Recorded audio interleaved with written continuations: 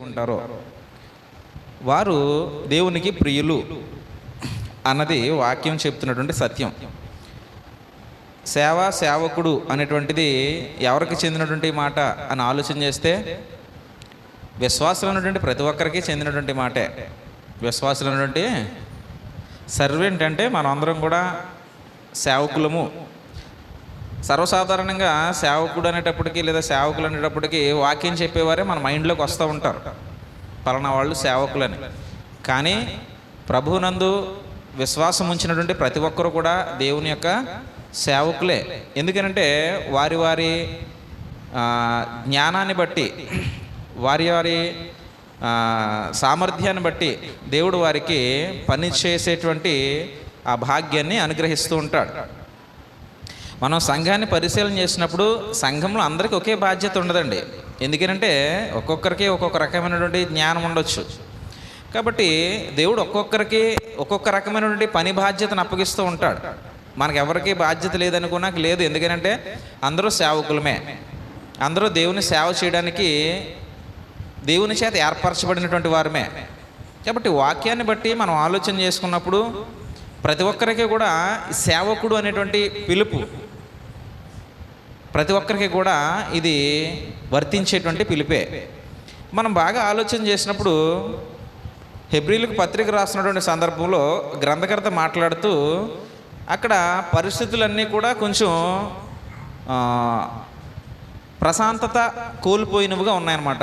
ఆ హెబ్రీ క్రైస్తవులకి పత్రిక రాసినటువంటి ఆ టైంలో వారికి అనుకూలంగా లేదు పరిస్థితి, అంతా ప్రతికూలంగా ఉందన్నమాట. అంటే కొంచెం వాతావరణం ఇబ్బందిగా ఉంది. వాతావరణం అంటే ఇలా కాదు, మబ్బులు వర్షాలని కాదు నా ఉద్దేశం.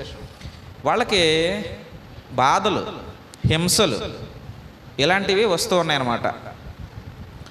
ఈరోజు మనం వాక్యాన్ని నేర్చుకున్నటువంటి క్రమంలో క్రైస్తవులైనటువంటి వారు బాధ, హింస వచ్చేటప్పుడు అంటే భౌతికంగా మనకి ఇతరుల నుంచి కావచ్చు, లేకపోతే మన కుటుంబంలో కావచ్చు, లేకపోతే మన శరీరంలో కావచ్చు, ఇతరుల నుంచి అయినా మన కుటుంబంలోనైనా మన శరీరం నుంచి అయినా సరే, ఏ విధమైనటువంటి బాధ వచ్చినా, ఏ విధమైనటువంటి హింస వచ్చినా మనం ప్రభువులో ఎలా ఉండగలుగుతున్నాం అన్నది ఈ దినాన మనకి ప్రాముఖ్యం. అలాగే ఈ హెబ్రీ క్రైస్తవులతో మాట్లాడుతున్నటువంటి సందర్భంలో కూడా పరిస్థితులు అలానే ఉన్నాయి.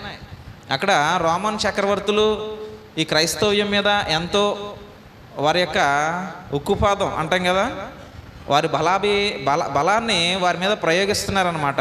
క్రైస్తవుల్ని క్రీస్తు ప్రభుకు దూరం చేసేయాలి, వారి విశ్వాసంలో నుంచి వారిని దూరపరచాలి.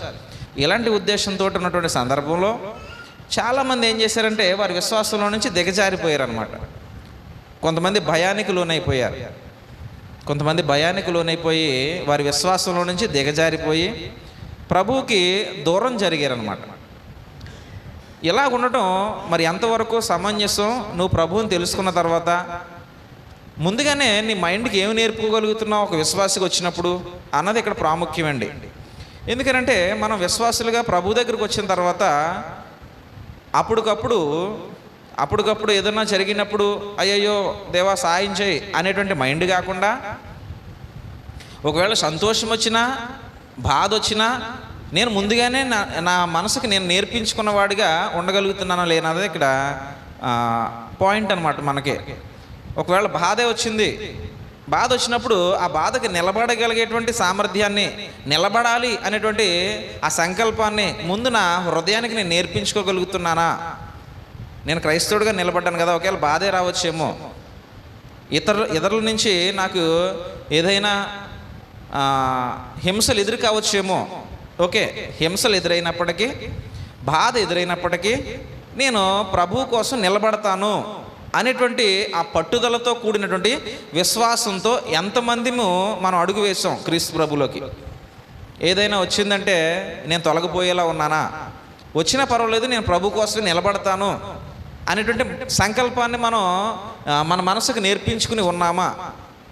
ఇది బాగా ఆలోచన చేయాలండి. ఎందుకంటే క్రైస్తవుడు అంటే తను తీసుకున్నటువంటి ఆ నిర్ణయం మీద మరణం వచ్చేంత వరకు నమ్మకంగా నిలబడగలిగేవాడు దేవుని దృష్టిలో క్రైస్తవుడు అవుతాడు. అంతేకాని బాప్తిసం పొందుకున్నటువంటి ప్రతి ఒక్కడు క్రైస్తవుడు అవ్వడు. ఎందుకంటే మనల్ని క్రైస్తవులుగా ఎంపిక చేసేది ఎవరనంటే దేవుడు అండి. క్రైస్తవులుగా ఎంపిక చేసేది దేవుడు. మనం ఈ లోకంలో పిలుచుకుంటాం, బాప్తీసం తీసుకుంది కాబట్టి క్రైస్తవురాలు, బాప్తీసం తీసుకున్నాడు కాబట్టి క్రైస్తవుడు, ఆరాధనకు పోతున్నారు కాబట్టి యేసుప్రభుని తెలుసుకున్నారు కాబట్టి క్రైస్తవులను ఈ లోకంలో అనుకుంటూ ఉంటారు. అయితే దేవుడు అయితే మాత్రం మనల్ని ఎంతవరకు తన కుమారుడి యొక్క మాటను అనుసరించి నడుస్తున్నారు అన్నది చూసి అప్పుడు వీడు క్రైస్తవుడు అని ఎంపిక చేస్తాడు. మనం ఎంపిక చేసేసుకోవడం వేరు, దేవుడు ఎంపిక చేయడం వేరండి. మనకు కావాల్సింది ఏంటంటే దేవుని ఎంపిక కావాలి, లోకంలో ఎంపిక కాదు. దేవుని ఎంపిక వచ్చింది అనుకోండి, ఆటోమేటిక్గా లోకం ఎంచుకున్నట్టే మనల్ని. ఎందుకంటే లోకం దృష్టికి ఇంకా అలాగే కనపడతాం. దేవుడే మనల్ని ఎంచుకున్నాడంటే, దేవుడే ఒక సేవకుడుగా నిన్ను నిలబెట్టాడు, దేవుడే ఒక సేవకురాలుగా నిన్ను నిలబెట్టాడు అని అంటే ఇక లోకానికి కనపడతాం. ఎందుకు? దేవుడు దేన్ని బట్టి ఎంచుకుంటాడు మనల్ని? మన యొక్క క్రియా విధానాన్ని బట్టి ఎంచుకుంటాడు. దేవుడు క్రియా విధానాన్ని ఎక్కడ చూస్తాడు? మనిషి అనుకోండి చేసేకి చూస్తాడు. మనిషి ఒక క్రియ చేసేకి చూడగలడు. దేవుడు క్రియ చేయాలనే సంకల్పం నీ హృదయంలోనికి రాకముందే చూస్తాడట. ఇప్పుడు దేవుడు ఎక్కడ చూస్తాడంటే నీ మనసులో చూస్తున్నాడు. క్రియ చేసేటువంటి ఉద్దేశం కలిగిన వ్యక్తిగా నువ్వు ఉండగలుగుతున్నావా అన్నది అక్కడ చూస్తాడు. మనుషులంగా మనమైతే చేసేకి చూస్తాం. చేశారు, ఓకే, వీళ్ళు క్రైస్తవులు, ప్రార్థన చేశారు కాబట్టి వీళ్ళు క్రైస్తవులు, గొడవడినా నిశ్శబ్దంగా వెళ్ళిపోతున్నారు కాబట్టి వాళ్ళు క్రీస్తుకు లోపడుతున్నారు. ఇలాగా జరిగిన తర్వాత లోకం గుర్తిస్తుంది. జరగకముందే మనసులో నువ్వు నిశ్చయించుకోగానే దేవుడు గుర్తిస్తాడు. కాబట్టి దేవుని గుర్తింపు నీకు వస్తే, నాకు వస్తే లోకం గుర్తింపు ఆటోమేటిక్గా వచ్చేసినట్టే. ఎందుకంటే దేవుడు మనసును చూసి గుర్తిస్తాడు, మనుషులు క్రియను చూసి గుర్తిస్తారు. కాబట్టి దేవుని గుర్తింపు వచ్చేస్తే లోకం గుర్తింపు ఇంక నువ్వు పొందుకున్నట్టే. కాబట్టి మన మనసుకి ఆ దృఢత్వాన్ని ఇవ్వగలగాలి. మొదటగా క్రీస్తు ప్రభులోకి నేను వచ్చాను కాబట్టి ఒకవేళ శారీరకంగా బలహీనత రావచ్చండి, శారీరకంగా బలహీనత రావచ్చు. ఒకవేళ అది తగ్గలేదు, నన్ను వెంటాడుతుంది అలా. ఇప్పుడు ఏం చేయాలి మరి? నేను నా మనసుకు నేను ఏం నేర్పాలి? ఓకే, నేను ఇలా బలహీనతతో ఉంటూనే దేవుణ్ణి మహిమపరచాలని ఈ దేహాన్ని ఇచ్చాడేమో దేవుడు. దీని ద్వారానే దేవుడు ఘనత పొందుకుంటాడేమో. నీకు నొప్పే, కానీ ఒక విషయం ఇక్కడ మనం గమనించాలి. ఒక నొప్పిని భరిస్తూ, మన దేహంలో ఒక నొప్పిని భరిస్తూ ప్రభువుని సేవిస్తున్నాం. మళ్ళీ చెప్తున్నాను, మనం దేహంలో ఒక నొప్పిని భరిస్తూ ప్రభువుని సేవిస్తున్నాం. నొప్పి నేను భరిస్తున్నాను, కానీ లోకం ఏం చూస్తుందనంటే నొప్పిని భరిస్తూ కూడా ఆ విశ్వాసాన్ని కోల్పోవట్లేదు అన్నది లోకం చూస్తుంది. నీ ఒక్కడి నొప్పి ఎంతమందికి ఉపయోగపడుతుందో తెలుసా అండి? దేవుని ప్రజలుగా మార్చడానికి, దేవుణ్ణి మహిమపరచడానికి, దేవుని గొప్పతనం అర్థమయ్యేలా చేయడానికి. కాబట్టి మనం అనుకుంటాం ఈ నొప్పి పోతే బాగున్నాను. ఓకే, ప్రారంభంలో అలాగే కోరుకుంటాం, దేవా దీన్ని దూరపరచు అని. ఒకవేళ అవ్వలేదు, సరే నీ చిత్తం ఇదే అయితే దీన్ని నేను సహించుకునేటువంటి ఆ సహనాన్ని, ఓపికను నాకు దయచేయి. నేను ఇలాగే ఉంటూ నేను ఇలాగే నీకు సేవ చేస్తాను. అపోస్తలుడైనటువంటి పౌలు దేవుణ్ణి ఒక విషయాన్ని అడిగాడు. ఏంటంటే నా శరీరంలో ఒక ముళ్ళు ఉంది, దానివల్ల నేను ఇబ్బంది పడుతున్నాను, నీ చిత్తమైతే దీన్ని నా నుంచి తొలగించు అని అడిగాడండి పౌలు గారు. యేసు ప్రభుని అడిగితే ఆయన ఏమన్నాడండి? నా కృప నీకు చాలు అన్నాడు. అంటే ఆ ముళ్ళు అలానే ఉంటుంది, దాన్ని నువ్వు భరిస్తూనే నువ్వు నా పని చెయ్యాలి. ఓకే, ఇంకంతే. ఇది నిన్ను మహిమపరచడానికే ఉంచబడిందా? సరే అని చెప్పి పౌలు అలానే తన ప్రయాణాన్ని కొనసాగించాడు. కానీ ఇది తీయలేదు కాబట్టి, నాకు అది ఇవ్వలేదు కాబట్టి, నేను అనుకున్నది జరగలేదు కాబట్టి, నా కోసం నువ్వు ఇలాగా ఉండలేదు కాబట్టి అని మనం మానవ సంకల్పమైనటువంటి ఉద్దేశంతో దేవుణ్ణి చూడకూడదు. దేవుడు మన పట్ల ఇలాగే ఉంచాడేమో తన కృపనే, సరే నేను ఇలాగే ఉండి నాకు ఇచ్చినటువంటి ఆ పనిని నేను నిర్వర్తిస్తాను అనేటువంటి దృఢత్వాన్ని ముందు మన మనసుకి నేర్పేసుకోవాలి. మనం ముఖ్యంగా నాకు బాధ వస్తుందా, నేను తొలగిపోను. నాకు హింస వస్తుందా, నేను తొలగిపోను. నన్ను ఆర్థికంగా కొన్ని పరిస్థితులు వెంటాడి వేధిస్తాయా, అయినా నేను తొలగిపోను. నా కుటుంబంలో కొన్ని హింసలు వస్తాయా, అయినా నేను తొలగిపోను అని ఎప్పుడైతే నువ్వు ఈ దృఢ నిశ్చయతను నీ మనసుకు నువ్వు నేర్పేసుకోగలుగుతావో ఆ భవిష్యత్తు ఎరిగిన దేవుడు. మనకి ఇదే ఎక్కువ తెలియాలండి. దేవుడు ఎక్కడ చూస్తాడు? ఎక్కడైనా చూడగలడు. అయిపోయిన జీవితాన్ని చూడగలడు, ప్రస్తుత జీవితాన్ని చూడగలడు, రాబోయేటువంటి జీవితాన్ని కూడా చూడగలడు. భవిష్యత్తు తిరిగిన దేవుడు అని మనం ముందు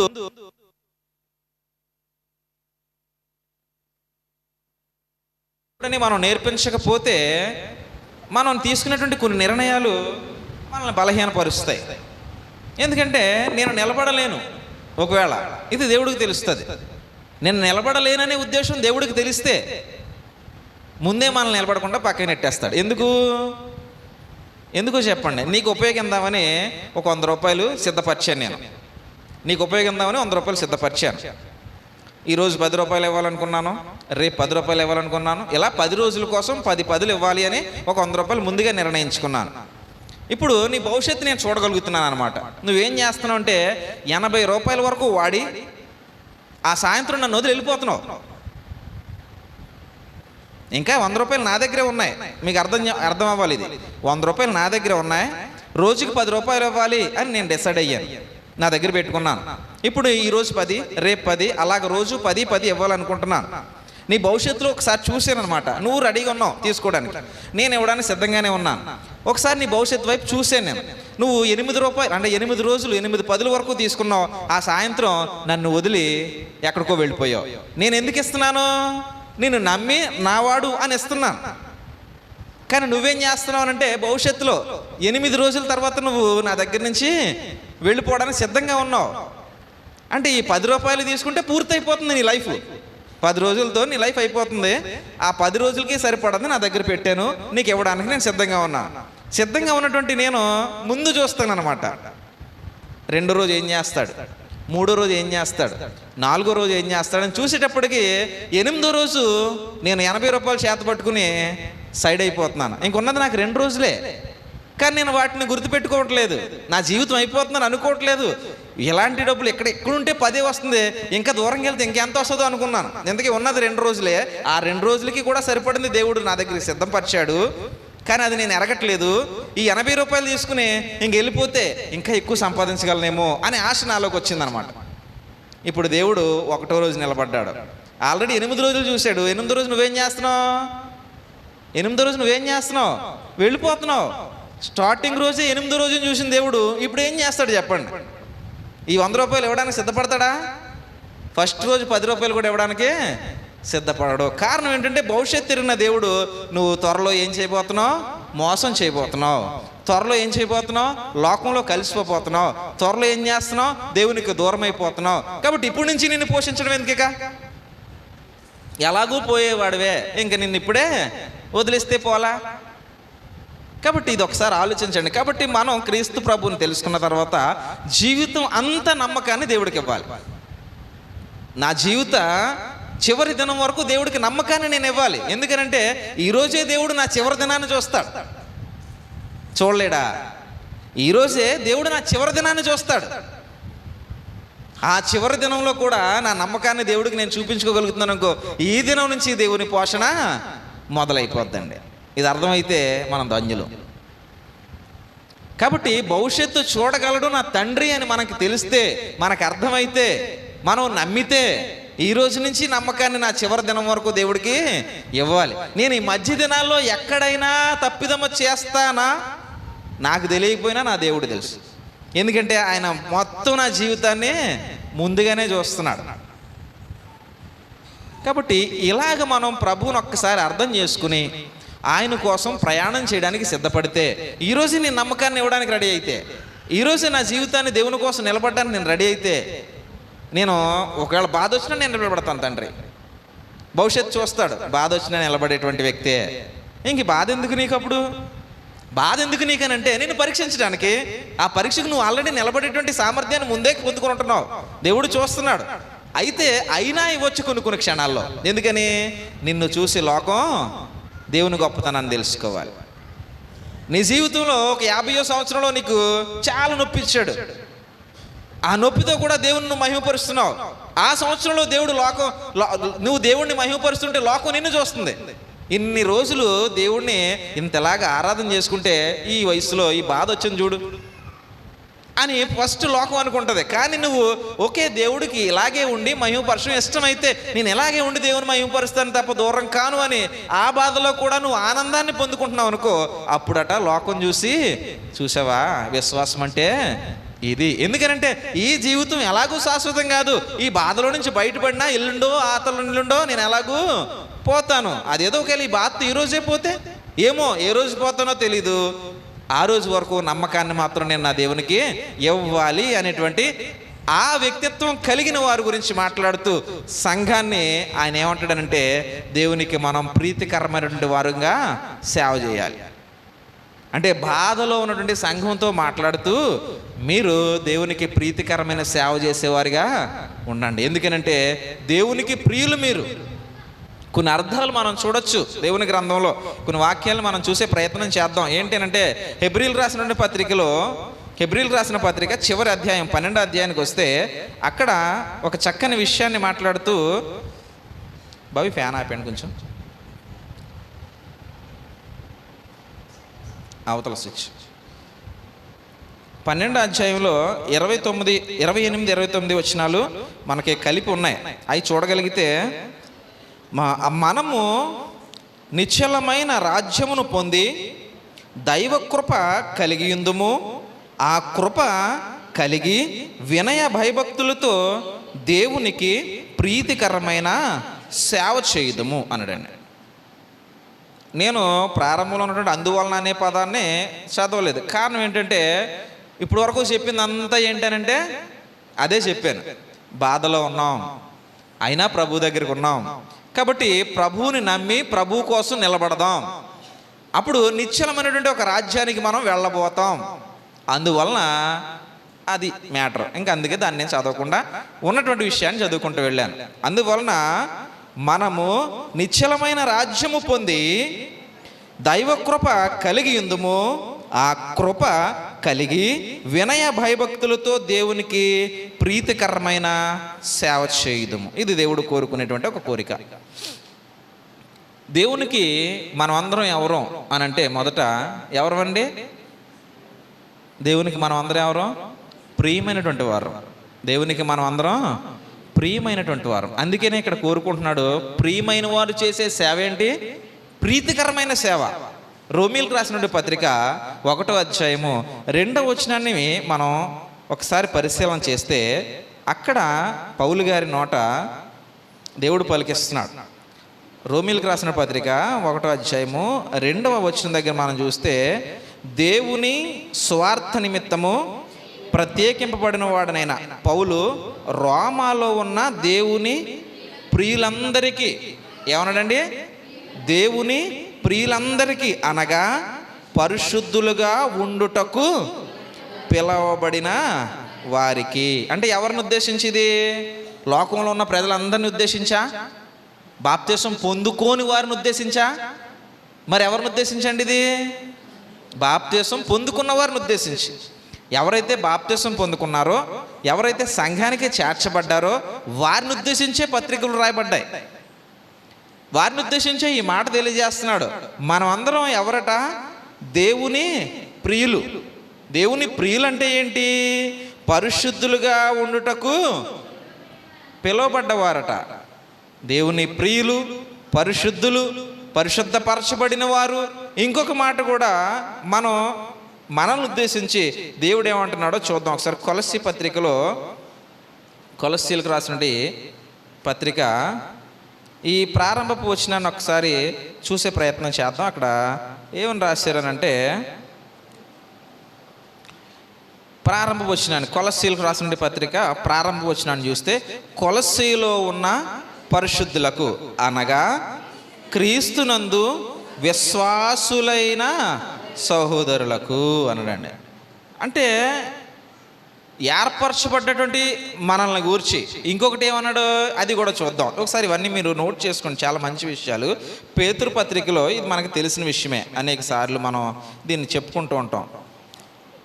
పేతురు పత్రిక మొదటి పత్రిక 2వ అధ్యాయం దగ్గర, పేతురు పత్రిక మొదటి పత్రిక 2వ అధ్యాయం దగ్గర మాట్లాడుతూ 9వ వచనం దగ్గర, అయితే మీరు చీకటిలో నుండి ఆశ్చర్యకరమైన తన వెలుగులోనికి మిమ్మును పిలిచిన వాని గుణాతిశయములను ప్రచురం చేయడానికి మనకి కొన్ని క్వాలిఫికేషన్స్ రాసాడు చూడండి. మీరందరూ ఇది అంటే క్యాడర్స్ అన్నమాట. ఇవి ఒక రకంగా చెప్పాలంటే ఎవరు మీరు అందరూ అంటే ఒక వంశం, దేవుని వంశం మీరు, అలాగే రాజులు, అలాగే యాజకులు, ఇక క్రింద అన్నాడు పరిశుద్ధ జనము, దేవుని సొత్తు. మనం అందరం ఎవరు? దేవుని సొత్తు. ఇంకేమన్నాడనంటే 10లో అన్నాడు దేవుని ప్రజలు. ఎవరు ఇదంతా? బాప్తిసం పొందిన వారి గురించి మాట్లాడుతున్నాడండి, లోకంలో ఉన్న వారి గురించి కాదు. ఎవరైతే క్రీస్తు ప్రభువుని తెలుసుకున్నారో, ఎవరైతే రక్షణ పొందుకున్నారో, ఎవరైతే సంఘానికి చేర్చబడ్డారో వారందరిని ఉద్దేశించి మాట్లాడుతూ ఏమన్నాడనంటే పరిశుద్ధపరచబడిన వారు, పరిశుద్ధులు, విశ్వాసులు, దేవుని ప్రియులు, రాజులు, యాజకులు, దేవుని ప్రజలు, దేవుని సొత్తు, దేవుని వంశము. ఇన్ని మాట్లాడాడండి మనల్ని ఉద్దేశించి. బాప్తిసం పొందినటువంటి ఒక వ్యక్తికి దేవుడు ఎంత గొప్ప ఆధిక్యత ఇస్తున్నాడో చూడండి. మీరు నా వారు అని ఊరుకోలేదు, నా వారే, కానీ ఎంత గొప్పగా చూస్తున్నాడో చూడండి.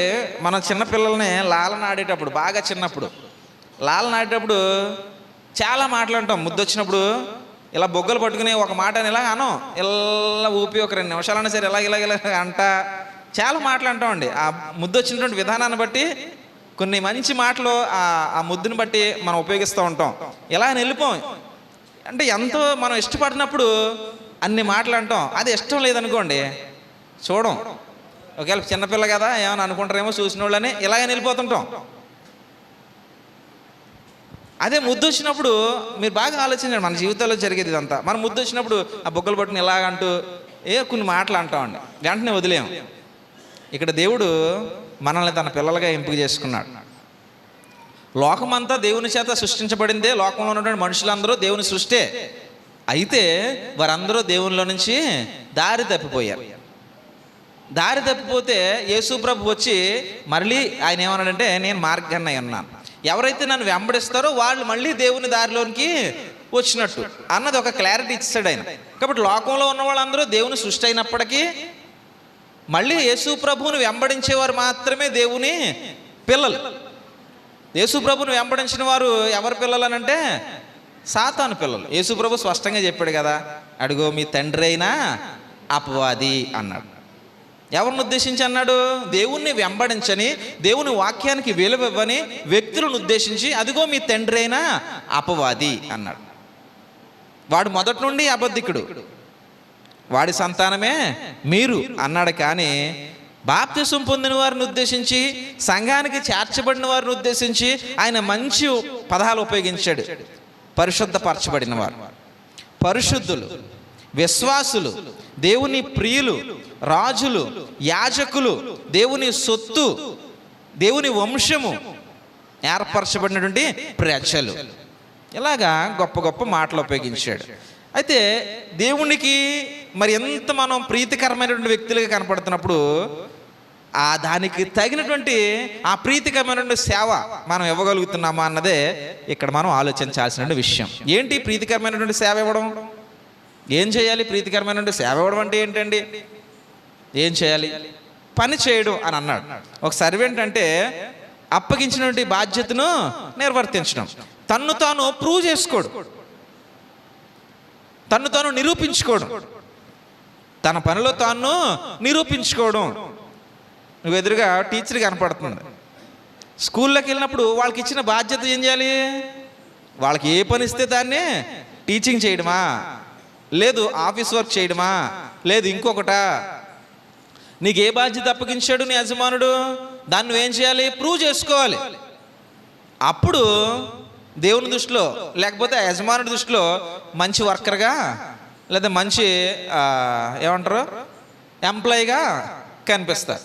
అలాగే మనం దేవుని దృష్టిలో మనం సేవకులు అందరం, దేవుడు మనకు ఒక్కొక్కరికి ఒక్కొక్క తలాంతిని అప్పగిస్తున్నాడు. యేసు ప్రభు వారు ఉపమానాలు ఊరికనే చెప్పలేదు, తలాంతులు ఇచ్చాడు, నేను మళ్ళీ వచ్చి అవి కలెక్ట్ చేసుకుంటానని అన్నాడు. ఒక యజమానుడు తలాంతులు ఇచ్చాడు, నేను మళ్ళీ వచ్చి అవి కలెక్ట్ చేస్తాను, ఈ లోపు మీరు వాటిని ఉపయోగించండి, ఏం చేస్తారో చూస్తానని. ఆ ఉపమానం ఊరికనే చెప్పలేదు, ఆయన తలాంతు ఇస్తున్నాడు. నిన్ను పిలుచుకున్న తర్వాత నీకు దేవుడు నిన్ను పిలుచుకున్న వ్యక్తిని పిలుచుకున్నట్టు ఉంచడు, నీలో ఏదో ఒక ఆసక్తిని పెంచుతాడు. ఇప్పుడు ఉదాహరణకి కుమారాన్ని దేవుడు పిలుచుకున్నాడు, అలా ఉంచేసాడా? పాటలు పాడట్లేదా? పాటలు పాడట్లేదా అండి? ఆయన దగ్గర ఉన్న టాలెంట్ ఇంకా అదే. ఎందుకంటే తను చదువుకోలేదు. చదువుకుని ఉంటే ఒక వాక్యాన్ని చదివి బోధించగలడేమో. ఏమో దేవుడు ఆ కృప కూడా ఇస్తే చదువుకోకపోయినా బోధించగలడేమో. తాతయ్య ఏం చదువుకోలేదు, బోధించలేదేంటి చెప్పలేము అది. కాకపోతే ప్రస్తుతానికి తను అలా ఉండిపోలేదు. నేను వచ్చాను సర్లే నా పని నేను ఏంటంటే ఒక మూల కూర్చొని వెళ్ళిపోతాను అని అనుకుంటలేదు ఆయన. నేను చేయగలిగింది ఏంటని ఒకసారి మనల్ని మనం ప్రూవ్ చేసుకునే ప్రయత్నం చేయాలండి. నేనేం చేయగలను, నాకు ఇది వస్తుందా, నాకు ఇది వస్తుందా, నాకు ఇది వస్తుందా అని మనం ప్రూవ్ చేసుకునే ప్రయత్నం చేయాలి. అలా కూర్చుని వెళ్ళిపోతున్నావు అనుకో, ఏంటి మరి సేవకుడు అనేటువంటి ఆ పేరుకి నువ్వేం కనపరచగలుగుతున్నావు? ఒకసారి అది ఆలోచించుకోవాలి. మనం ఏం చేయగలను? నేను దేవుడు నన్ను సేవకుడు అన్నాడు, దేవుడు నన్ను సేవకురాలు అన్నాడు. మరి దానికి నేను ఎలా ప్రూవ్ చేసుకోగలుగుతున్నాను? వచ్చి వెళ్ళిపోతుంటే నేను నిరూపించుకోలేకపోతున్నాను దేవుని దగ్గర. దేవుడు నిరూపించుకునే వాళ్ళ కోసం చూస్తున్నాడండి. నిరూపించుకునే వాళ్ళ కోసం చూస్తున్నాడు. వచ్చి ఏదో మూల కూర్చుని ఆ కథ వినేసి వెళ్ళిపోతే ఏంటి ప్రయోజనం? ఒకసారి ఆలోచించండి. సేవకుడు అంటే ఇప్పుడు ఇంకొక అర్థమయ్యేటువంటి భాష అని చెప్తాను. సర్వెంట్, హోటల్ సర్వెంట్ ఉంటారు, హోటల్లో సర్వెంట్స్ ఉంటారు. వాళ్ళు మనం కూర్చున్న తర్వాత ఇడ్లీ తీసుకొచ్చేవాడు ఉంటాడు, మనం ఏమైతే ఆర్డర్ ఇస్తామో దాన్ని తీసుకొస్తారు. వాళ్ళని ఏం పిలుస్తాం? సర్వర్ అంటాం. ఎందుకని? వాడు చేసే పనిని బట్టి, సర్వ్ చేస్తున్నాడు కాబట్టి ఆ పనిని బట్టి సర్వర్ అని పిలుస్తున్నాం. వాడు వచ్చాడు ఒక మూల కుర్చేసి కూర్చున్నాడు అనుకోండి, ఎవరన్నా సర్వర్ అంటారా అండి? వెళ్ళేటప్పుడు యజమాని జీతం ఇస్తాడా వాడికి? బాగా ఆలోచించండి ఒకసారి. మనం కూడా సర్వర్మే, దేవుని పని చేసేవాళ్ళం. లోకానికి దేవుణ్ణి మనం చూపించేవాళ్ళం. మన దగ్గర ఏముంది దాన్ని చూపించేవాళ్ళం లోకానికి. అదే సర్వ్ అంటే. మనం ఏం చేస్తున్నాం? సర్వ్. లోకానికి ఏం సర్వ్ చేయగలుగుతున్నాం మనం? దేవుని క్రియ, దేవుని మాట, దేవుని ఉద్దేశం సర్వ్ చేయాలి లోకానికి. నువ్వు చేయగలుగుతున్నావా? ఒకసారి మనం ఆలోచన చేసుకోవాలి. ఏం సర్వ్ చేయగలుగుతున్నాం? ఇప్పుడు మన ఇంట్లో ఉంది ఏదో ఉదాహరణకి ఏదో కొత్త వస్తువు కొనుక్కుందాం. మనం ఏం చేస్తాం? అమ్మ ఇలా రండి ఇది కొనుక్కున్నాం, అమ్మ ఇలా రండి ఇది కొనుక్కున్నాం, ఇది కొనుక్కున్నాం అని కనీసం ఒక చిన్న వస్తువు ఏదైనా కొత్తది కొనుక్కున్నాం అంటే చూపించాలనుకుంటాం. నీ దగ్గర ఉన్నది చూపించాలని ప్రయత్నం చేస్తాం మనం తెలిసిన వాళ్ళు పిలుచుకుని. అదొక సంతోషం. మరి దేవుని దగ్గరకు వచ్చిన తర్వాత ఏం చూపించావు? ఒకసారి మన జీవితాలు ఆలోచించండి. ఒకసారి ఏం చూపించగలిగారు? అలాగమ్మ రండి అని ఏం చూపించగలిగారు? ఇప్పుడు నేనే వస్తాను మీ దగ్గరికి అని ఏం చూపించావు దేవుని కోసం నువ్వు? మరి దేవుని సర్వెంట్ కదా, దేవుని సేవ చేయాలి, దేవుని పని చేయాలి. దేవుని పని చేయాలంటే ఏంటి అది అసలు మనకు ముందు అర్థం కావాలి. అర్థం కాకుండా పని చేయి అంటే ఏంటి అది? ఏదైనా గొప్ప కాళ్ళతో పాపం చేసేయడానికి మనకు తెలియాలి ఏం చేయాలి అంటే. నన్ను నేను ప్రూవ్ చేసుకోవడానికి నాలో ఏముంది అసలు? నాలో ఏదో టాలెంట్ ఉండక మానదు, ఏదో ప్రజ్ఞ ఉంటుంది నా దగ్గర. ప్రార్థన చేయగలనేమో, 2 మాటలు చెప్పగలనేమో, వాళ్ళ అధైర్యంలో ఉంటే ధైర్యపరచగలనేమో, వాళ్ళ బాధలు ఉంటే ఆదరించగలనేమో. ఒకసారి నువ్వు ప్రూవ్ చేసుకునే ప్రయత్నం చేయి. అప్పుడే మనం దేవునికి సర్వెంట్గా కనిపిస్తాం. మనం అనుకోవడం కాదు, క్రైస్తవులను మనం అనుకోవడం కాదు, క్రైస్తవులను మనం చెప్పుకోవడం కాదు. మనల్ని మనం నిరూపించుకున్నాడు దేవుడు. అంటాడు బలా మంచి దాసుడా అని. తలాంతులు ఇచ్చిన తర్వాత ఎందుకు ఒకరిని అనలేకపోయాడు ఆ యజమానుడు? వాడు ఏం చేయలేదు, వచ్చాడు, తీసుకున్నాడు, గొయ్యి తీశాడు, అక్కడ పాతి పెట్టేశాడు. మరి ఎలాగంటాడు? నిన్ను ఎంపిక చేసుకున్నాడు కదా, ఓ సర్వెంట్గా నిన్ను ఎంపిక చేసుకున్నాడు, పిలిచాడు, ఇచ్చాడు. నువ్వు గొయ్యి తీసి కప్పెడితే అనకేనా ఇవ్వటం? పని చేస్తావని ఫలితాన్ని దేవుడు చూద్దాం కదా అని నీకు ఇచ్చాడు. మనం గొయ్యి తీసినటువంటి వ్యక్తిలా ఉండిపోతే ఏమన్నాడు ఆ వ్యక్తిని? గొయ్యి తీసి కప్పెట్టినటువంటి వ్యక్తిని ఏమన్నాడంటే చెడ్డ దాసుడా అన్నాడండి. మిగిలినటువంటి వ్యక్తులను ఏమనంటే బలా మంచి దాసుడా అన్నాడండి. కారణం ఏంటంటే తను ప్రూవ్ చేసుకునే ప్రయత్నం చేశాడు. తను ప్రూవ్ చేసుకోవాలి, నన్ను నేను నిరూపించుకోవాలి, నేను ఇది అని నా ప్రభువుకు తెలియాలి, నా దేవుడు నన్ను చూడాలి, నా మనసులో చూసే దేవుడు నేను ఇదని తెలుసుకోవాలి, నేను దేవుని కోసం ఇలా నిలబడగలని తెలుసుకోవాలి. ఎందుకంటే హృదయాల్లో చూసే దేవుడు లోకస్తుల్లాగా క్రియ చూసేవాడు మాత్రమే కాదు, దేవుడు హృదయాల్లో చూసేవాడు. కాబట్టి మనం ఏం చేసి దేవునికి ప్రియమైన వారుగా కనిపిస్తున్నాం? మనల్ని ప్రియమైన వారుగా చూస్తున్నాడు ఆయన. మనం విశ్వాసులం అంటే నమ్మకం కలిగిన వారు. విశ్వాసులు అనగా నమ్మకం కలిగిన వారు. అదే విశ్వాసులకి ఇంకొకటి ఉంచాడు ముందు, పరిశుద్ధులని. పరిశుద్ధులైన విశ్వాసులు అంటే మన హృదయము లేదా మన గుణం చాలా స్వచ్ఛమైనదిగా ఉంచుకుని మన నమ్మికను లోకానికి చూపించాలి. అదే మనం సర్వ్ చేసేటువంటిది. మనం స్వచ్ఛమైన వారిగా ఉంటూ లోకానికి మన నమ్మికను, నేను నమ్మిన ప్రభువుని, నేను నమ్మిన ప్రభు శక్తిని, ప్రభువు కొన్నటువంటి సంఘాన్ని నేను లోకానికి సర్వ్ చేయాలి, ఇవ్వాలి. అదే నా సర్వెంట్ అనేటువంటి పేరుకి తగినటువంటి పని. అదేమీ లేదు. వస్తున్నాం వెళ్ళిపోతున్నాం అంటే సేవకులు అని మనల్ని దేవుడు ఎలా పిలుస్తాడు? సేవకులు అంటే వాక్యం చెప్పేవారు అని కాదు అర్థం. బాప్తిస్వం తీసుకుని ప్రభువునందు నిలబడినటువంటి ప్రతి ఒక్కరు. ఇక్కడ హెబ్రీలకు రాస్తున్నటువంటి సందర్భంలో ఎవరితో మాట్లాడుతున్నాడు అంటే సంఘంతో మాట్లాడుతున్నాడు. మనం అందరం కూడా ఇప్పుడు నిశ్చలమైనటువంటి ఒక రాజ్యానికి వచ్చాం. కాబట్టి ఇక్కడుండి దేవుని కృప పొంది మనం అందరం దేవునికి ప్రీతికరమైనటువంటి సేవ చేద్దాం. దేవుడిచ్చిన దాన్ని చూపిందాం లోకానికి. అందుకే పేతురు కూడా మాట్లాడుతూ చీకట్లో నుంచి ఆశ్చర్యకరమైన తన వెలుగులోనికి పిలిచిన వాని గుణాతిశయాలన్నాడు. అంటే ఆయన యొక్క లక్షణాలు, ఆయన స్వభావం, ఆయన వ్యక్తిత్వం. అంటే దేవుడు అంటే ఇది, దేవుడు అంటే ఇలా ప్రేమ కలిగినవాడు, దేవుడు అంటే ఆదరణ కలిగినవాడు, దేవుడు అంటే ఓర్పు కలిగినవాడు, దేవుడు మార్పు కోరుకునేవాడు. ముఖ్యంగా దేవుడు మార్పు కోరుకునేవాడు. ఎందుకంటే లోకం దేవునికి పూర్తిగా విరోధంగా ఉంది. దేవుడు ఆ మార్పుని చూస్తున్నాడు. విరోధంగా ఉన్నటువంటి లోకం మరలా దేవునితోటి సమాధాన పడాలని కోరుకుంటున్నాడు. కాబట్టి దేవునిలో ఉన్నటువంటి ఈ లక్షణాలని మనం సర్వెంట్స్గా, సేవకులముగా లోకానికి దాన్ని సర్వ్ చేయాలి. అంటే దాన్ని లోకానికి అందించాలి. అదే మనం చేసేటువంటి ప్రీతికరమైన సేవ.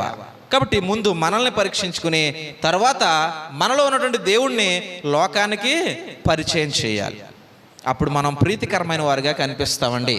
ఎందుకంటే మనం చిన్నపిల్లల్ని ముద్దాడినట్లుగా దేవుడు మనల్ని బుజ్జగిస్తున్నాడు, గొప్పవారిగా ఎంపిక చేస్తున్నాడు. నా సొత్తు అయినటువంటి జనం మీరు అని అంటున్నాడు, నా వంశం మీరు అని అంటున్నాడు. కాబట్టి దేవుని యొక్క అంశాలు ఉన్నటువంటి మనం దేవుని యొక్క అంశాలను చెప్పగలిగే వారిగా ఎంతవరకు ఉంటున్నాం?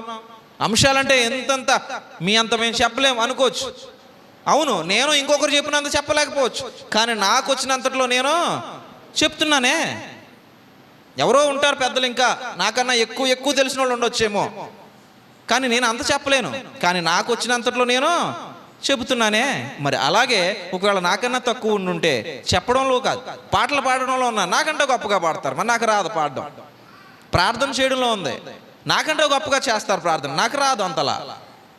నాకు దేవుడు ఇచ్చినటువంటి ఆ తలంత ఇదే. బోధ చేసే అంత సామర్థ్యాన్ని నాకు దేవుడు ఇచ్చాడు. పాటలు పాడలేను, నేను గొప్పగా ప్రార్థన చేయలేను, సంఘాన్ని దర్శించి వాళ్ళని ఆదరించలేను. ఎందుకంటే నా దగ్గర అంత టాలెంట్ లేదు. అది ఇంకొకరికి ఉంటుంది.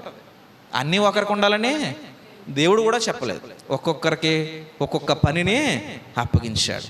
ఈ భాగాలన్నీ అట్టి పని కలిగి ఉంటేనే ఆ శిరస్సుకు ఘనత, ఆ శిరస్సుకు సంతోషం.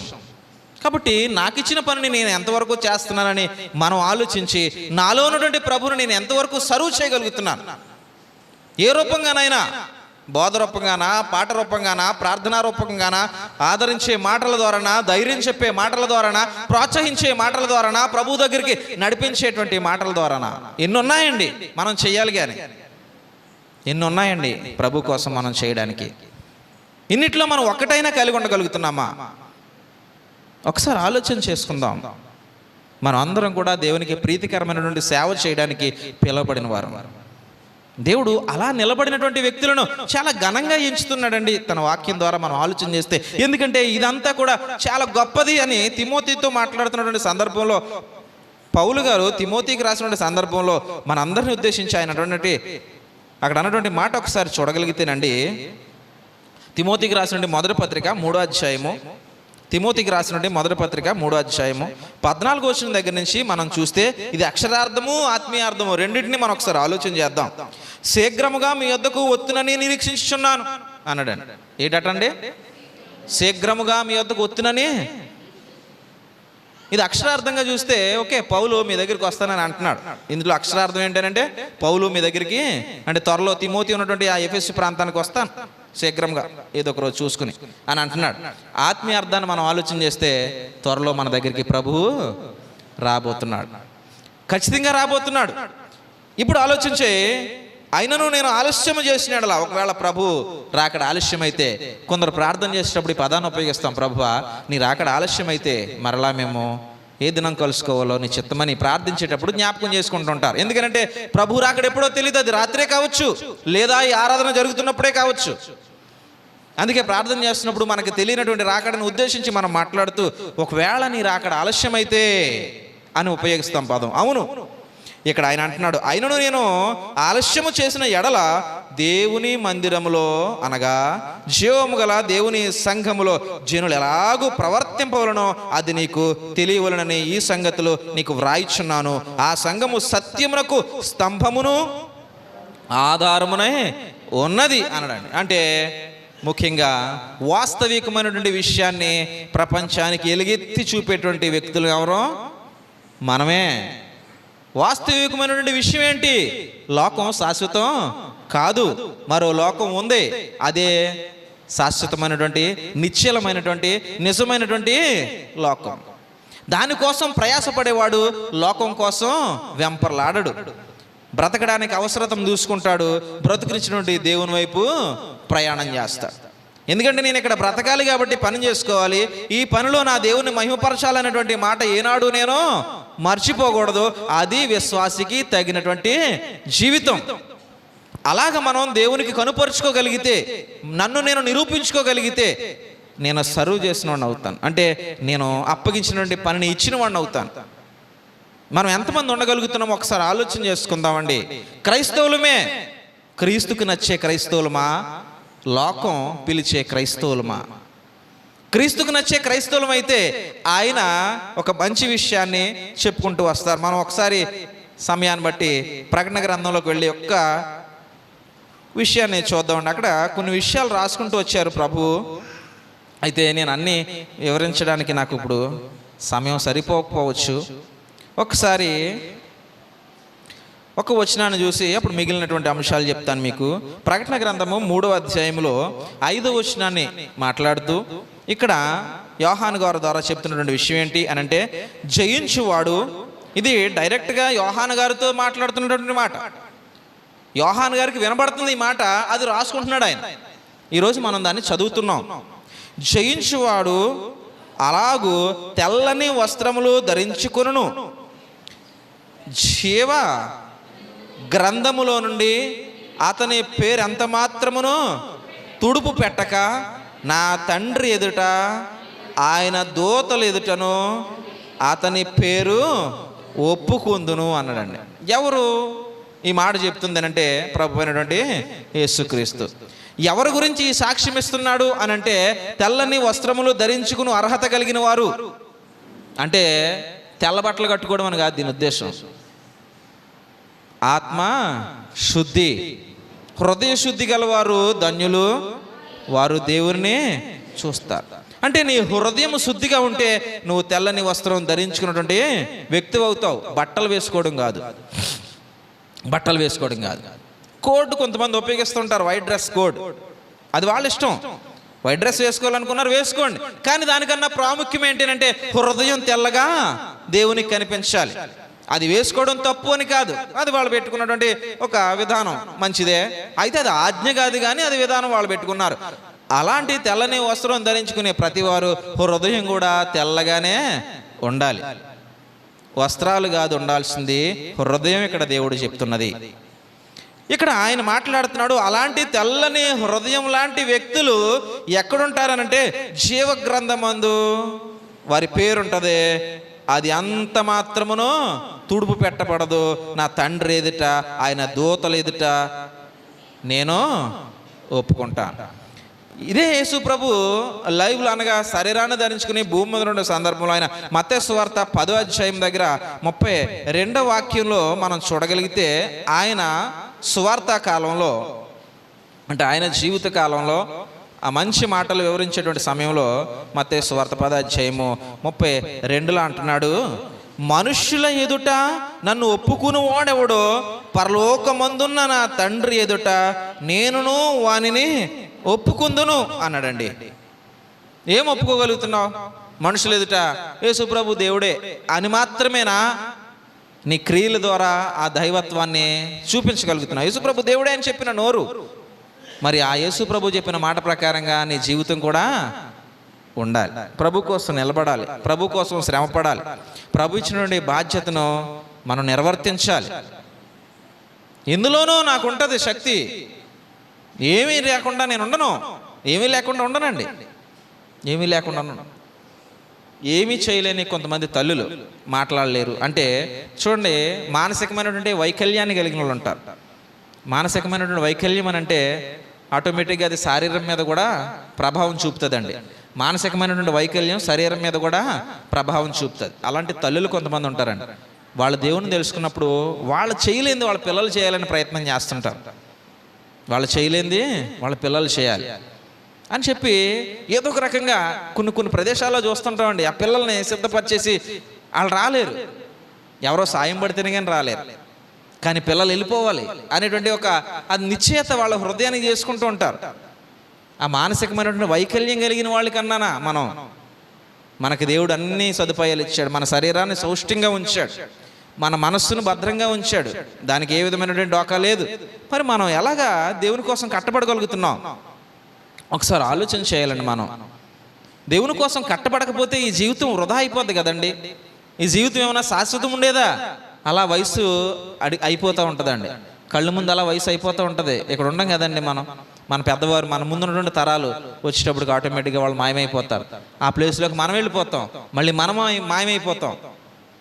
ఇలాగా తరాలు మారిపోతుంటే పెద్దవాళ్ళు అందరూ మాయమైపోతూ ఉంటారు. అంటే ఈ జీవితం శాశ్వతం కాదని వాళ్ళే చెప్తున్నారు కదండి మనకి.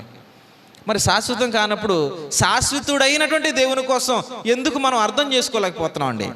ఆయన కోసం ఎందుకు నిలబడలేకపోతున్నాం? ఈ కొంచెంపాటి జీవితంలో నువ్వు నమ్మకంగా ఉండు అన్నాడండి. కొంచెం నమ్మకంగా ఉండు. ఒకసారి మనం ఇదే ప్రకటన గ్రంథం చూస్తేనండి, మరొక సంఘంతో మాట్లాడుతూ ఇక్కడ 7 సంఘాలు మనకు చూపిస్తూ ఉంటాడండి. ఎఫెసు సంఘము, స్ముర్నా సంఘము, అలాగే పెర్గము సంఘము, తర్వాత తురతైర సంఘము, సార్దీసు సంఘము, అలాగే ఫిలదెల్ఫియా సంఘము, లవదోకియా సంఘం, ఇలా 7 సంఘాలు చూపిస్తూ ఉంటాడు. ఆసియాలో, చిన్న ఆసియాలో ఉన్నటువంటి 7 సంఘాలు ఇవి. ఎందుకంటే ఆ టైంలో ఉన్నటువంటి ఆ బాధ అలాంటిది. ఇందాక ఎలాగైతే మనం హెబ్రీలకు పత్రిక చూసినప్పుడు వాళ్ళు కొన్ని హింసలు ఎదుర్కొన్నటువంటి సందర్భంలో రాశాడు, ఓర్చుకోండి, దేవునికి ప్రీతికరమైన సేవ చేయండి అని. అలాగే ఈ ప్రకటన గ్రంథం రాసేటప్పుడు కూడా అదే సిచ్యువేషన్ అండి. చాలా హింసలతో ఉన్నది క్రైస్తవ్యం, చాలా హింసలు అన్నమాటగా. క్రీస్తు పేరెత్తితే తల నరికేటువంటి హింసలు. ఆల్రెడీ క్రీస్తు పేరెత్తుతున్నాడనే ఈయన్ని పద్మాసు దీపంలో ఆల్రెడీ శుక్రవారం కొన్ని విషయాలు జ్ఞాపకం చేశాను మీకు. పద్మాసు దీపంలో వేసేశారు క్రీస్తు పేరెత్తుతున్నాడనే. అలాంటి హింసలు పొందేటువంటి కాలంలో ఈయన రాస్తున్నాడండి ఈ పత్రిక, ఈ ప్రకటన గ్రంథాన్ని ఈ 7 సంఘాలని ఉద్దేశించి. అయితే వ్రాస్తూ ఇక్కడ ఒక విషయాన్ని వ్రాసాడండి. ఎక్కడనంటే ఫిలదెల్ఫియా సంఘంతో మాట్లాడుతూ, ఫిలదెల్ఫియా సంఘంలో మాట్లాడుతూ 10వ వచనం అండి, 10వ వచనం ఎంతది? 3వ అధ్యాయం అండి, 3వ అధ్యాయము 10వ వచనం.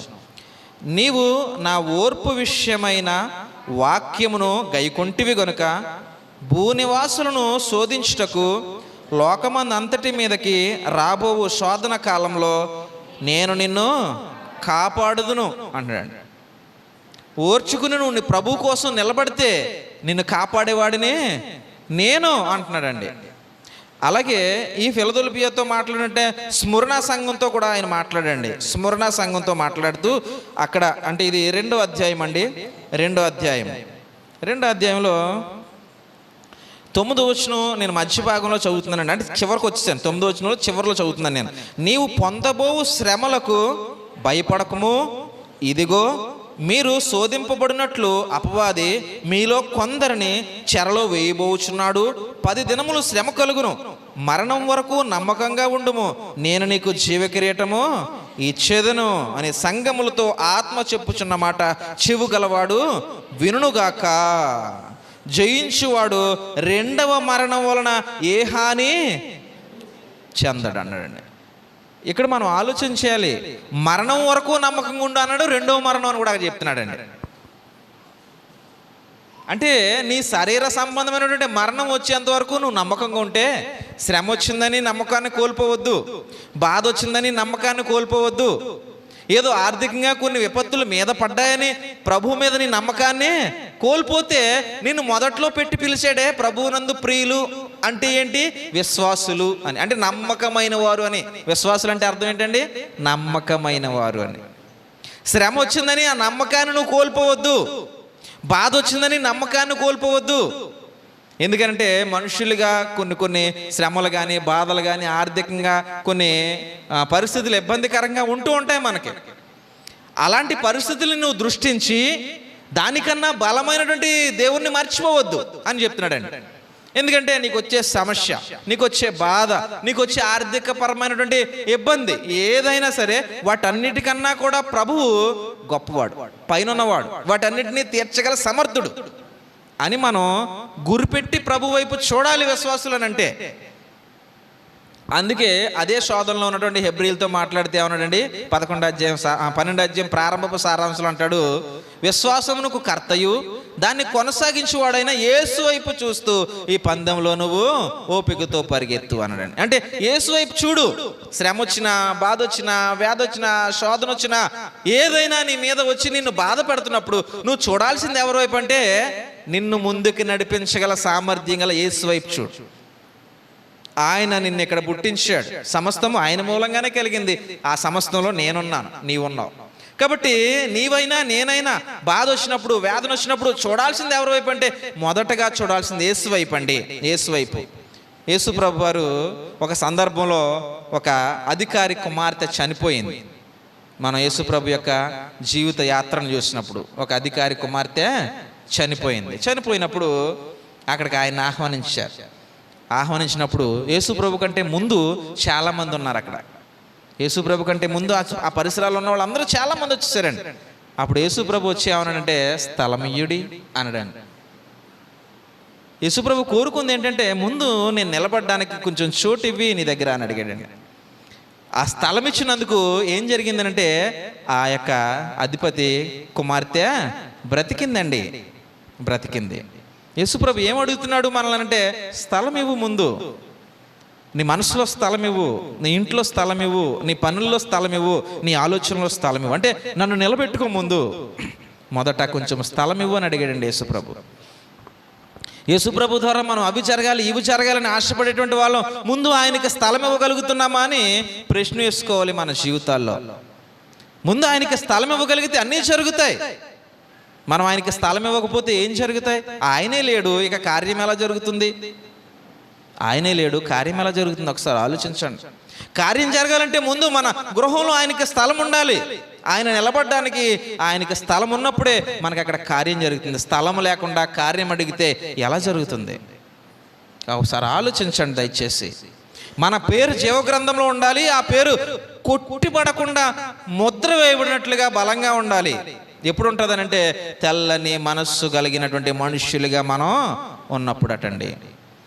అలాంటి వారిని ఉద్దేశించండి. ఇక మంచి మాట ఇక్కడ ఫిలదెల్ఫియా సంఘంతో మాట్లాడుతున్న సందర్భంలో, ఈ ఫిలదెల్ఫియా సంఘంతో మాట్లాడుతున్న సందర్భంలో ఆయన చెప్తున్నాడండి. 11వ వచనం చదువుతున్నాను నేను. ఎన్నో అధ్యాయము? 3వ అధ్యాయం అండి.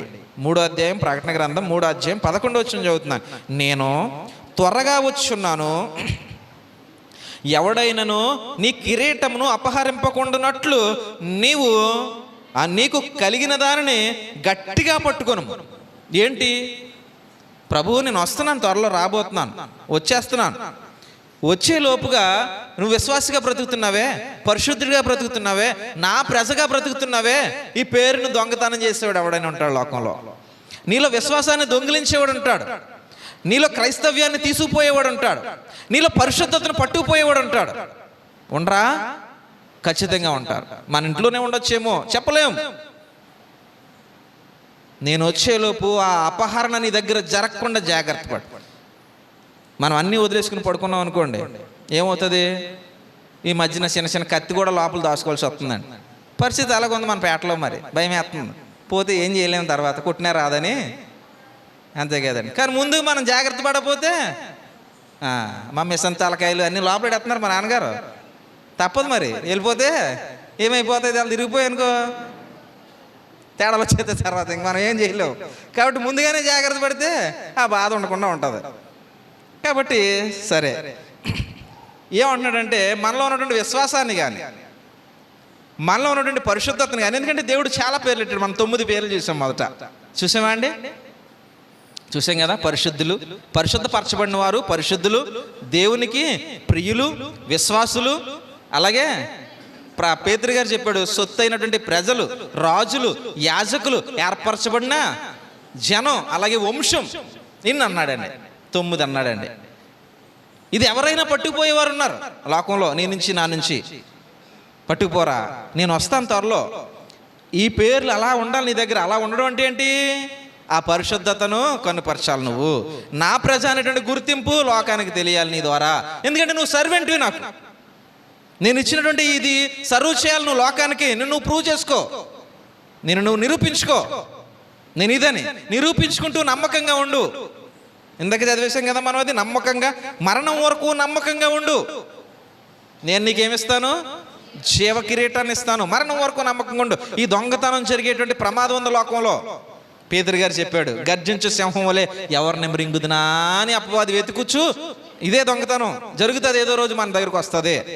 కాబట్టి మనం ఎలక్ట్గా ఉండాలి, సిద్ధంగా ఉండాలి, సైనికుల్లా ఉండాలి యుద్ధం చేయడానికి అంటాడు ఎఫెసీయులకు రాస్తూ అపోస్తలుడైన పౌలు. ఇవన్నీ చదువుకునే సమయం కాదు, కానీ ఒక మాట, మనకివ్వబడినటువంటి ఈ తలాంతుల్లో దేన్ని కూడా అపవాది ఈ లోకంలో ఉన్నప్పుడు దొంగతనం జరగకుండా కాపాడుకోవాల్సిన బాధ్యత నాదే. ఆ స్టామినా, ఆ స్ట్రెంగ్త్ నాకు ఇవి అని ప్రార్థన చేయి. నాకు ఇచ్చిన ఈ తలాంతు, నాలో ఉన్నటువంటి ఈ శక్తి నేను కోల్పోకూడదు. మరణం దాకా దీన్ని నేను కలిగి ఉండాలని ప్రార్థన చేసుకోవాలి. మనం దాన్ని నేను కాపాడుకోవడానికి ప్రయాసపడుతూ ఉండాలి. ఎందుకంటే దొంగతనం జరిగితే నీ దగ్గర అప్పుడు ఉండదు. వచ్చినాడు, విశ్వాసం కనిపించలేదు. ప్రభు వచ్చినాడు, పరిశుద్ధత కనపడలేదు. ప్రభు వచ్చినాడు, ఆయన పిలుచుకున్నటువంటి పేరుకి తగినటువంటి ఆ రాజసం నీలో లేదు, ఆ యాజక విధానం నీలో కనిపించట్లేదు. అప్పుడు వచ్చి ఏమివ్వాలి? కాబట్టి నేను త్వరలో రాబోతున్నాను, జాగ్రత్తగా ఉండు. దొంగతనం జరిగే ప్రమాదం ఉంది, కాబట్టి నిన్ను జాగ్రత్త పరచుకో. నీ దగ్గర ఉన్నటువంటి ఈ బహుమానాన్ని ఎవరు అపహరింపనీయకు, నువ్వు కాపాడుకుంటూ ఉండు అని చెప్తున్నాడండి. మళ్ళీ చదువుతున్నాను చూడండి, 11వ వచనం. నేను త్వరగా వచ్చున్నాను, ఎవడునూ నీ కిరీటంను అపహరింపకుండానట్లు నీకు కలిగిన దానిని గట్టిగా పట్టుకో.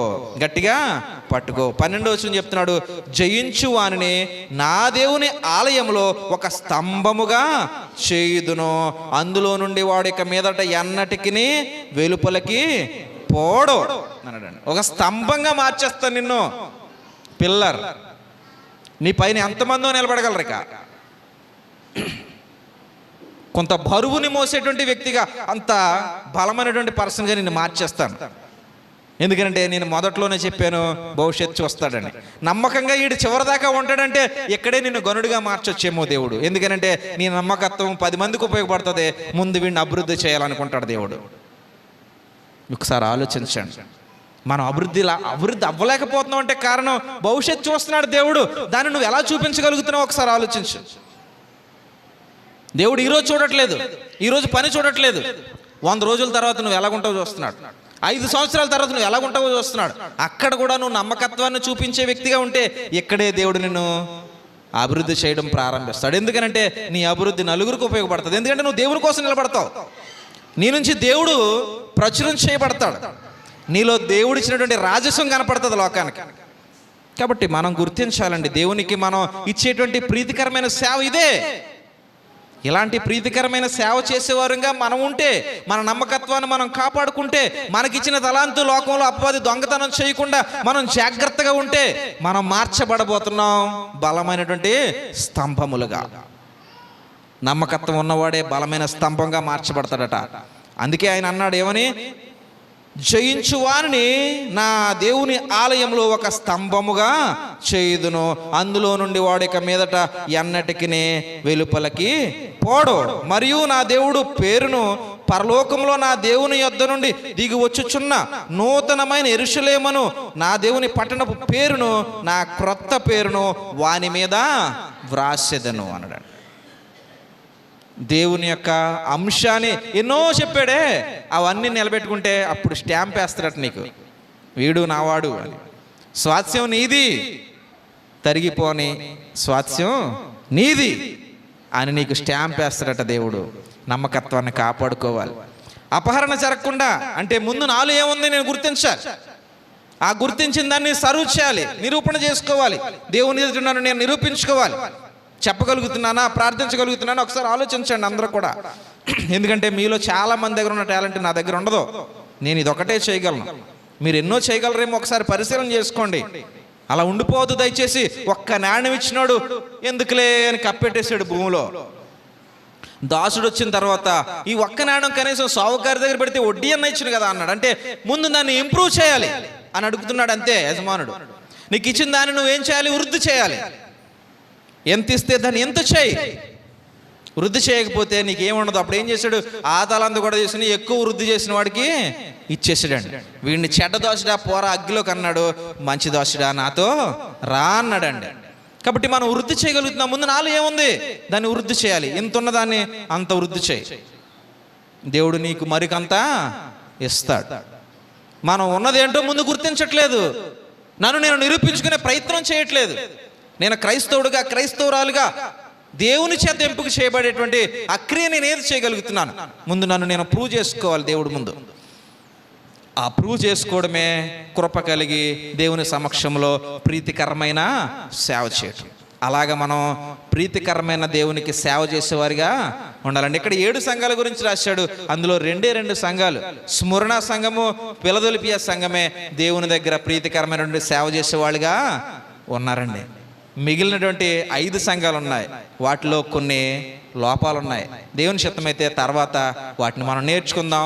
ఒకవేళ మన దగ్గర అవి ఉంటే సరి చేసుకుని ప్రీతికరమైన సేవ చేసేవాళ్ళుగా, తెల్లని వస్త్రాలు వేసుకునేటువంటి అర్హత పొందిన వారిగా మనం అందరం దేవుని సమక్షంలో నిలబడదాం. అందరికీ వందనాలండి.